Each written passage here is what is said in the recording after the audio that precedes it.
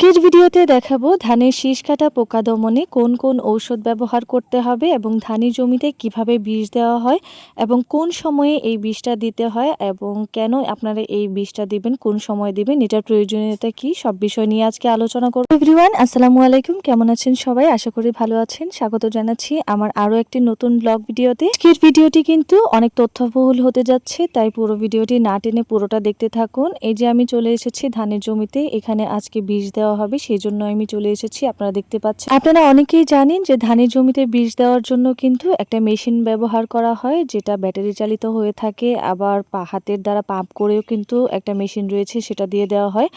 আজকে আমি যে মেশিনটার সাথে আপনাদের পরিচয় করাবো সেটা হচ্ছে হাতের দ্বারা পাম্প করে যে মেশিন দিয়ে বিষ দেওয়া হচ্ছে সেটা। এর জমিতে বিষ দেওয়ার কিন্তু কয়েকটা ধাপ রয়েছে। আজকে যে ধাপে বিষ দেওয়া হচ্ছে তার কারণ হচ্ছে ধানের জমিতে থোড় বেরিয়ে এসেছে, আর যখন থোড় বেরিয়ে আসে মানে শীষটা বের হয়ে আসে তখন কিন্তু সেটা এক ধরনের পোকায় সেই থোড়টা কেটে ফেলে, সেই জন্য কিন্তু বিষ দিতে হয়। না হলে সেই পোকাটা ধানের অনেক থোড় কেটে দেয়, মানে শীষ কেটে দেয়, সেই জন্য ধান নষ্ট হয়ে যায়। তাছাড়া ধান গাছের পাতাও যেন কোনো পোকা কেটে না দেয়, সেই জন্য কিন্তু এই ঔষধটা দেওয়া হচ্ছে। আর ধান গাছের পাতা কেটে দিলে কিন্তু ফসলটা ঠিকভাবে হয় না, ভালো হয় না, সেই জন্য কিন্তু দেওয়া হচ্ছে। এছাড়া এই ঔষধগুলো কিন্তু রৌদ্রোজ্জ্বল দিনে দিতে হয়, কারণ যদি এটা দেওয়ার পর বৃষ্টি হয়ে যায় তাহলে এই ঔষধটা ধুয়ে চলে যায়, সেই জন্য কাজ করে না। সব ধরনের ধানের ক্ষেত্রে কিন্তু এই ঔষধ দেওয়াটা খুবই জরুরি, কিন্তু বিশেষ করে যেগুলো চিকন ধান রয়েছে সেগুলো কিন্তু বেশি দিতে হয়, কারণ এই ধানগুলোতে বেশি আক্রমণ করে এই ধরনের পোকা। আর কিছুদিন পরেই কিন্তু ধান পেকে যাবে, তারপর পুরো ফসলের মাঠটা একদম হলুদ হয়ে যাবে, দেখতে অসাধারণ সুন্দর লাগবে।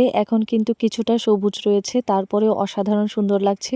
প্রায় সব জমিতেই কিন্তু থোড় বেরিয়ে এসেছে, ধানের শীষ বের হয়ে পড়েছে।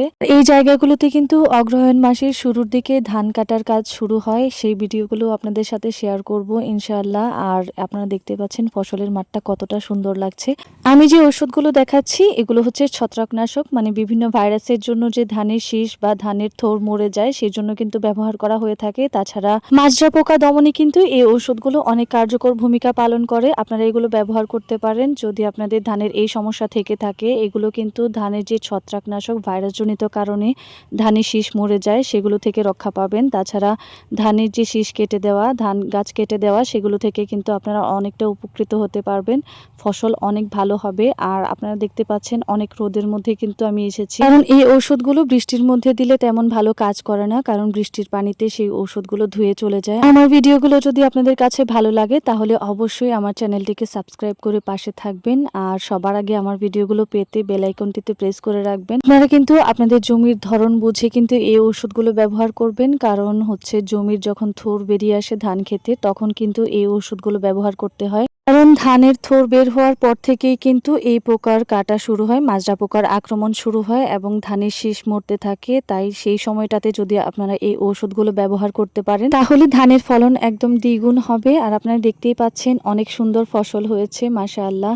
আর আজকে আমি ধান ক্ষেতের মাঝখানে ঢুকেছিলাম, আমার খুব শখ হয়েছিল, কিন্তু ভিতরে গিয়ে দেখি অনেক ধরনের পোকা রয়েছে, যেগুলোর ভয়ে কিন্তু আমি তাড়াহুড়ো করে বের হয়ে এসেছি। আর আজকের ভিডিওটি এ পর্যন্তই। সবাই ভালো থাকবেন, সুস্থ থাকবেন। আল্লাহ হাফেজ।